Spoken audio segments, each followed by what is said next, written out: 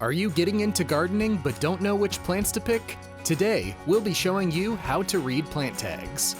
First, look for the plant's name. Most plant tags will feature both its common and scientific names. If you're looking for a specific variety, use the scientific name for best results.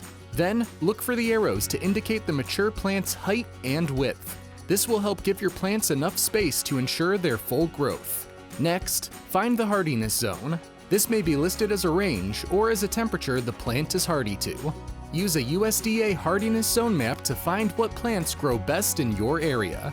You can still grow plants outside of your zone, but you will need to treat them as annuals. Then, look for a sun icon. This shows how much sun exposure your plant requires.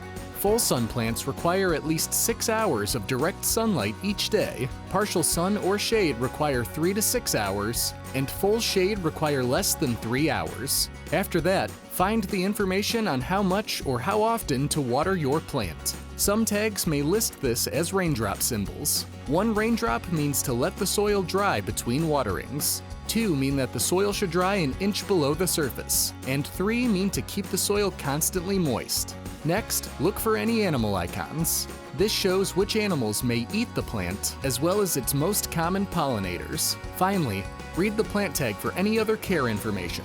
This may include fertilizer needs, pruning instructions, blooming or harvest times, or more depending on your type of plant. If you have any questions, our friendly team members are happy to help out. Enjoy finding the perfect plant for you.